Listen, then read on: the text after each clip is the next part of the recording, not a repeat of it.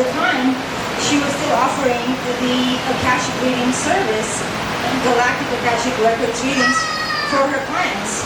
However, she had a 2-year-long waiting list because how did I find out about her in the first place is because she was interviewed on Playa by none other than George Norrie of Coast to Coast FM fame. Some of you, that may ring the bell for you.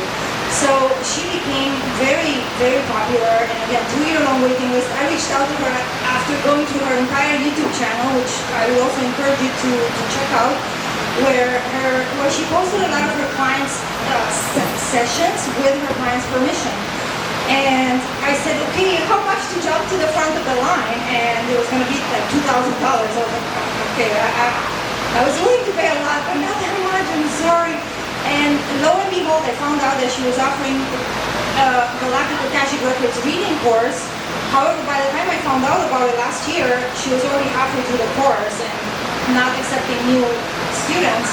So I had to wait 1 year to be able to complete the course finally this spring. So what I'll be sharing with you today, and again, I'm simply looking to spread this information and plant these seeds because I think we are coming into a time where we're very soon going to have open contact with our galactic brothers and sisters, and I want us, especially here in Playa del Carmen, to be on the leading edge of that, and I will have some tips for you. And I think everything I will share with you today is information that Debbie found out through the records by in her reading sessions. And if you go to her YouTube channel, at some points as she's doing the readings, she'll say, give me a minute, this is the first time I'm seeing this. Like as she's talking to her clients, she's literally describing what she's seeing in the records. And in addition to her client's own individual soul journey, oftentimes pieces of galactic history were coming together, and that's how she was able to put this information together for us. So what are the Akashic Records? The Akashic Records are described as the universe's supercomputer system. It's a massive storehouse of information that stores every soul's history, every planet's history, every being's history, from thoughts and feelings. We're talking the most amazing supercomputer system that you can think of, and it's of an ethereal nature. And interestingly enough, we all can tap into this field. We all have a right to access our own soul's history and far beyond that, to the extent that we are curious. And of course, through the course that I took with Debbie, I was taught techniques as to how to access the records, and I'm happy to share some of that with you. So essentially, let's go into what, let's go to the next slide. Again, it's absolutely incredible the information that we can access, and that's how she was able to arrive at all this information. In addition to the downloads that she was given through her contact experience, through accessing the records, she was able to get all this information about our galaxy's history and the different star races that are our galactic brothers and sisters, and in particular, because she was able to identify that her clients, many of them were some of the Starseed volunteers. Through doing the readings for her clients, all this history emerged. So I'm going to start by sharing with you what she was able to find out. So next slide, please. So what emerged in the readings that she did was that initially, when Source decided to, Source in its great magnificence was bored and decided to split itself into pieces of itself so that it could experience, I guess, a richer experience. Because there's only so much you can enjoy perfection. I don't know. So bottom line, at least as far as Debbie was able to access, there was a formation of the Andromeda Galaxy. And this was, these are just AI descriptions, AI images, which I'm sure Mike will appreciate. So there were a group of high-dimensional creator beings that created the Andromeda Galaxy. The Andromeda Galaxy was supposed to be a representation of Mother God consciousness. Next slide, please. Out of the Andromeda Galaxy, later the Milky Way Galaxy was created as a representation for Mother God consciousness. Let's go. Next slide. I think it's the same image. Okay. Next. Okay, and what we have here in the connecting the two galaxies is something called the Antares Stargate. Now, you might have heard of the Antarian beings. They are ethereal, insectoid-looking beings, very high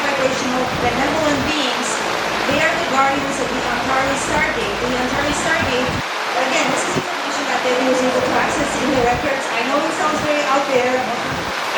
To me, I feel like this information is long overdue for us on Earth. I think it's time that we start educating ourselves about what else is going on beyond just Earth. So, through the Antarean Stargate, high vibrational beings from the Andromeda galaxy came into the Milky Way galaxy. Among them, let's go to the next slide. Okay, yeah, before I go there, this is also known the Galactic Center. So the Milky Way galaxy has a galactic center. The closest brightest star to that is out there. Let's go next. Out there, and its vicinity is the home of the High Galactic Councils. The creator beings that created our galaxy. That's where they have their meetings, and it's a set of 12 beings representing the different aspects of the universe and universal laws. It's really, I don't fully get it, but bottom line, that's Galactic Center. That's where the creators of our galaxy basically have their council meetings, the overseer group for the galaxy. Let's go next. So, beyond that, the founders are also known as the Elohim. This term may sound familiar because the Elohim are described, if I'm not mistaken, in the Old Testament. There are multiple books that talk about the Elohim as the founder race. Next. Now, when life was initiated in this universe, in this galaxy, it was initiated in the star system of Lyra and Vega. It's a small star system that was actually close to, my understanding is it's close to the Antarean Stargate. And the reason this was chosen is because it had different planets that could support humanoid life. Next slide. Okay, these feline-looking beings were apparently invited by the founder races to act as they are ethereal high vibrational beings that were, after there were a set of 45 of them apparently, again this is information that they were able to access in the records. They were in charge with seeding life in this galaxy, and seeding humanoid life. So next, they were given the planet of Avion, and let me explain that that's not really the spelling, but that's as close as we would get, like in terms of the sound of it, Avion, which was a paradisiacal, for paradise-like planet in the Lyran system. Lyra is a star, so this was one of the planets, and they started seeding life. Initially, they created other feline humanoid life forms. Star Wars is alive. Well, we'll get to the Star Wars part soon. Next slide. And then after a long time, they evolved two humanoid races. The first race were known as the White Lyrans, and that's a depiction of them. And then the next race are the blue vegan people. So remember, there were Lyra and Vega. On one of the planets, they seeded this, what became known as the vegan people. Very likely, they are the beings that showed up as that are talked about in the Vedic scriptures, in the old Hindu text, that they were described as blue, God-like beings that had advanced technological capabilities and so on. Well, interestingly enough, so life went on for something like 40 million years in this galaxy, in this star systems. Both the White Lyrans and the Vegans evolved peacefully. Now, the two races were supposed to be, again, a representation of the Lyrans were supposed to be a representation of Father God consciousness, and the vegan people were supposed to be a representation of Mother God consciousness. So the vegan people, the Lyrans were very active. They worked with the land. They lived in amazing harmony with their planets. They respected the land. They were really an example of this high vibrational human race. Okay, the vegan people, on the other hand, were more spiritually inclined, but at the same time, they also developed advanced technology, including not long after the ability to do space travel. Let's go next. Now, it just so happens, my friends, that the Lyra Vega star system happens to be next to the constellation of Draco. I don't know if that rings a bell for anybody. Okay, doesn't sound so good, does it? Draco. Well, my friends, as it turns out, the Draco system was home of a very different race. The Draco-reptilian race that some of you may have heard of in recent times. Well, let's go to the next slide. These beings they use a caste system based on genetics. So the higher echelon draconian beings are what we know as the dragons. They also have had interactions with Earth humans in the ancient past, and there's a lot of folklore about the dragons. Now the dragons, as far as Debbie could tell in her readings, are a neutral race. They can swing either positive or negative. They are not necessarily negative in nature. They tend to keep to themselves, and in Earth's ancient history, they actually helped humans. I would have to look up into this as to how they contributed, but as you know, they were revered by the ancient Chinese, for example. So next, the middle echelon reptilian beings are these guys. I know, not very pretty. These are the beings that there has been a lot of, you could say, conspiracy theories about in recent years. And unfortunately, these beings are very much of the service to self-orientation. They are about 8 feet tall, and they are called the warrior caste reptilians, and everywhere they go, they pillage. Now, in Debbie's understanding, from what she could tell in the records, these beings did not originate in our galaxy. They were kicked out from a different universe where they had also done a lot of damage, and they ended up in ours. So as Debbie puts it, we inherited another universe's bad, troubled children. Okay? Well, let's go next. So, lo and behold, again, 40 million years, the Lyra people were developing, thinking that they're the only ones in this galaxy. One day, big reptilian ship showed up, and the two races were very skeptical of each other, but the Draconians, in this case the Draco-reptilians, they initially pretended to have peaceful intentions, and they offered to make a treaty with the Lyrans. They liked the beautiful Lyran planets that were full of resources. Their planets had been ravaged and depleted of resources in traditional reptilian fashion, because they didn't know how to work with the planets, and so all they knew was to pillage and destroy. So they showed up under false pretenses, but quickly afterwards realized, there are a lot of resources for us here. And essentially what Debbie describes that she was able to access through the records was that the Lyrans, in their naivete, allowed the reptilians to check out their planets. Well, these guys immediately realized that this is a younger race. They don't have the technological capabilities we do. And they made a decision to essentially take them for all they got. So, very sad, but that's what ended up happening. Next slide.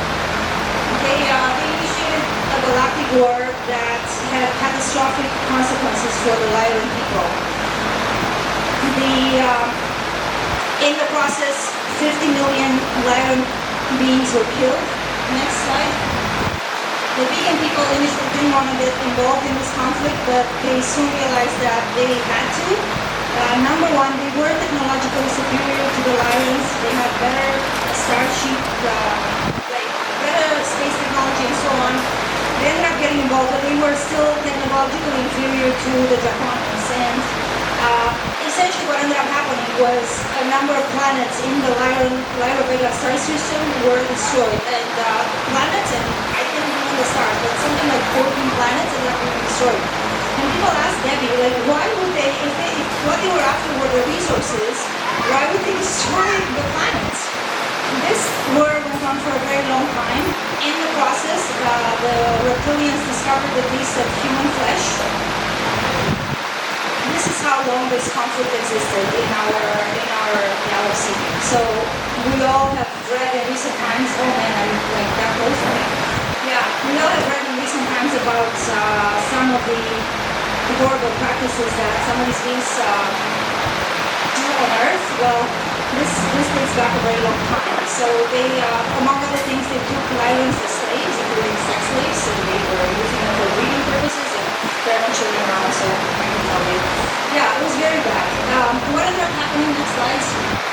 The survivors ended up trying to escape and spreading all over the galaxy. Let's move on. They lived on ships, and because they needed water to survive, they literally tried to find water wherever they could, on asteroids, on any planet they could find. And the Draconians were so evil, they would locate their ships in places where they knew there was a water source to try to intercept and basically eliminate any survivors. But the human race was very resilient and continued Okay, a couple of way stations were set up by the beings of the Galactic Center, signals in Cassiopeia. Let's go next. Cassiopeia is a star system that was the home of these ethereal feline beings, very high vibrational. They basically allow the Lyran refugees to stay there temporarily, but essentially encourage them to set up shop in the Andromeda constellation. Let's go next. Okay, next I want to talk to you about the Sirius star systems and the beings that exist there. So some of the, after long travel, some of the Lyran refugees, okay, I have 10 minutes, I think we can handle it, ended up settling in the Sirius star system. Let's go next. And Sirius is a system, okay, I think that slide is a little ahead. Sirius is formed by Sirius A, Sirius B, and Sirius C. Sirius C apparently was destroyed, doesn't exist anymore. But let's talk about the races that exist in Sirius. Next. The Sirius A people developed as the darkest skinned humanoids. So again, this was an evolution of the original Lyran and Vega refugees. And they are a benevolent race that exists between this, like in the sixth dimension, I think 4th to the 6th, 5th to the 8th. Anyway, they happen to have been one of the races that has had the most interaction with Earth humans. They were involved with ancient Egypt, the ancient Maya culture. They gave us a lot of technology. They helped build the pyramids. They're a benevolent race. Next. The Sirius B people are, so the Sirius B sets of planets were very aquatic in nature. So this is believed to be the home of aquatic creatures such as dolphins and whales. And many starseeds that have an ancestry from those planets, they are very drawn to water. They may have dreams of mermaids and stuff like that. So these were, again, very high vibrational aquatic beings. Next. And this is another example of one of these aquatic beings called the Mamo. There's a tribe in Western Africa called the Dogon tribe that has a lot of folklore describing their interactions with these aquatic humanoid beings. Next.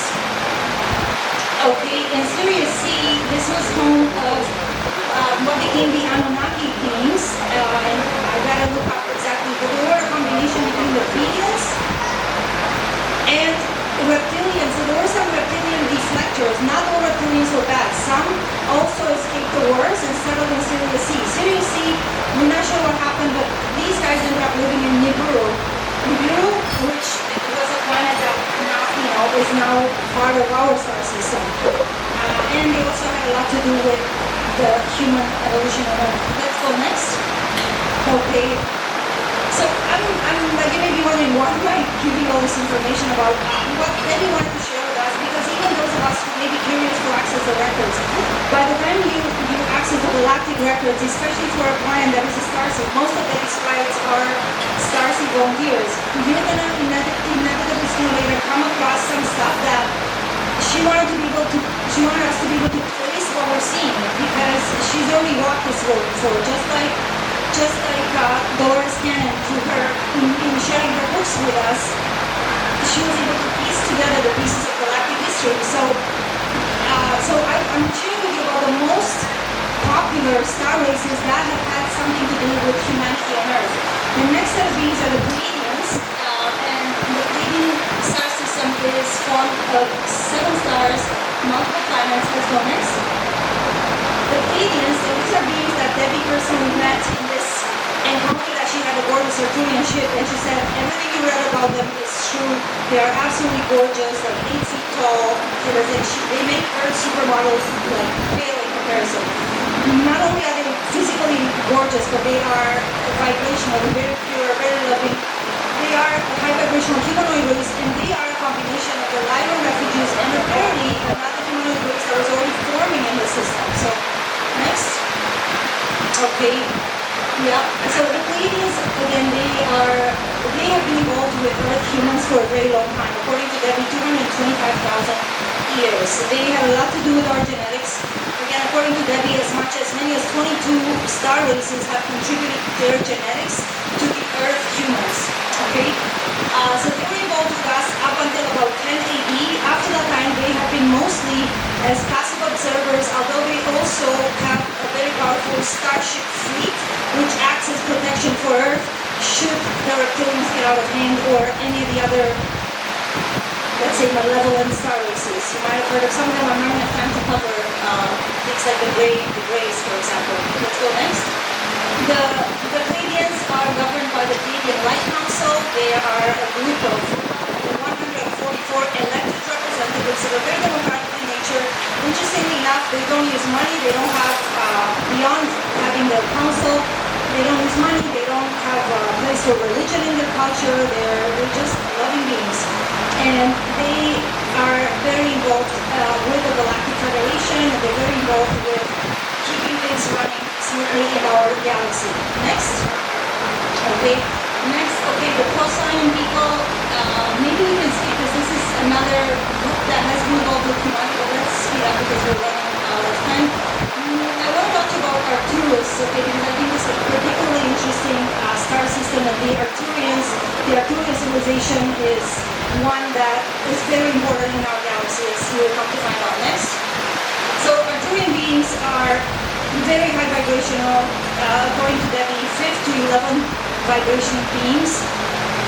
From the time this galaxy was set up, they were set up to be the guardians of the galaxy. Okay, I know that's the name of a movie, but they are very pure-hearted beings. Again, they are the least humanoid looking. They're about 5 feet tall. They can come in and out of physicality. They mostly exist in the ethereal realm, but they will also be able to go down the vibrational scale. Let's go next. Okay. The Arcturians are their culture is based on love. So in their home planet, in the Bodes constellation, they live on a blue planet that revolves around the red star of Arcturus. They have devices that measure literally vibration. So they get placed in their culture by how loving they are. The more loving you are, can you imagine living in that sort of culture where you get the best job if you are the most loving being? They really are amazing.